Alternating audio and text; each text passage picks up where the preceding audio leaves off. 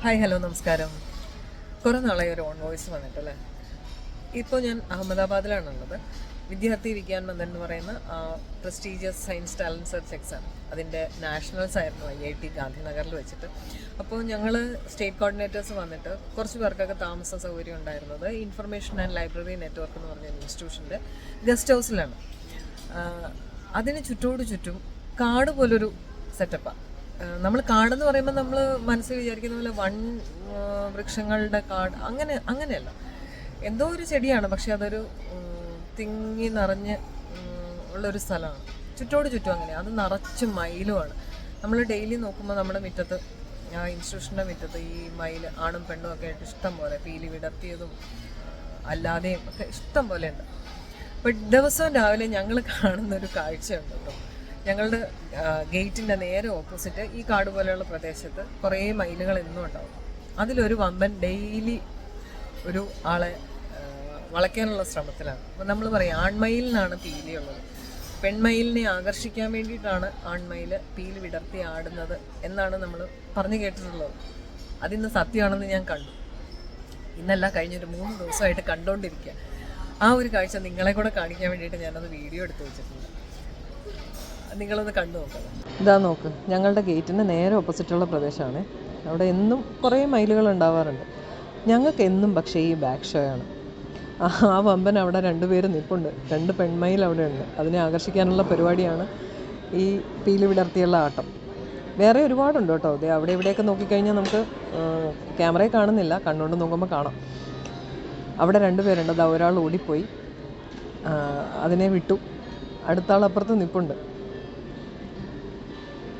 ഈ പെൺമയിലല്ല, ഇപ്പുറത്തെ സൈഡിലായിരുന്നെങ്കിൽ നമുക്ക് ഈ പീലി വിടർത്തിയതിൻ്റെ ഒരു ഭംഗി നമുക്ക് കാണാൻ പറ്റുമായിരുന്നു. ഇത് നമുക്കതും രക്ഷയില്ല. നമുക്ക് എന്നും ഈ ബാക്ക് ഷോ തന്നെ.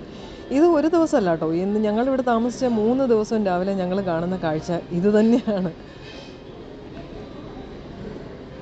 അതാ അതും പോയി. തിരിഞ്ഞു നോക്കുമ്പോൾ അതിനെ കാണാനുമില്ല.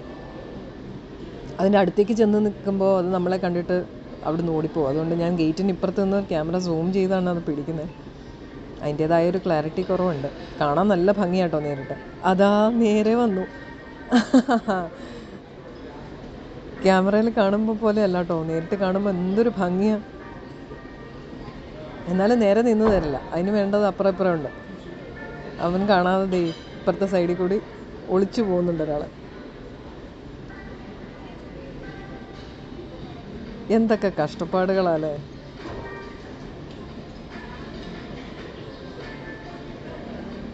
ആള് പുറകില, അവൻ കണ്ടിട്ടില്ല ഇതുവരെ. അതാ ആരടാ അവിടെ. ഇതെത്ര നേരമായിന്നറിയോ ഈ ഒരു നിപ്പ് തുടങ്ങിയിട്ട്. ക്ഷീണിക്കില്ലേന്ന് ആലോചിക്കുക. ഞാൻ ക്യാമറ ഓഫ് ചെയ്തു, ഞാൻ ക്ഷീണിച്ചു. അത് കഴിഞ്ഞ് ഇത്തിരി കഴിഞ്ഞ് നോക്കിയപ്പോൾ ആൾ ക്ഷീണിച്ച് പീലിയെല്ലാം താത്തി. ഇനി നിന്നിട്ട് കാര്യമില്ല എന്നുള്ളൊരു ആറ്റിറ്റ്യൂഡിലായി. അത് നോക്ക്, പീലിയൊക്കെ താത്തി നിലത്ത് വെച്ച് പെൺമയിൽ ഇതാ നടന്ന് റോഡ് ക്രോസ് ചെയ്ത് നമ്മളുടെ ഈ ഗസ്റ്റ് ഹൗസിൻ്റെ ഭാഗത്തേക്ക് അവർ വരും. റോഡ് ക്രോസ് ചെയ്ത് പെൺമയിൽ പോയല്ലോ, അപ്പോൾ പിന്നെ പുറകെ പോയല്ലേ പറ്റുള്ളൂ. ഇതാ അവനും തിരിച്ച് റോഡ് ക്രോസ് ചെയ്ത് ഞാൻ നിൽക്കുന്ന ഭാഗത്തേക്ക് വരികയാണ്.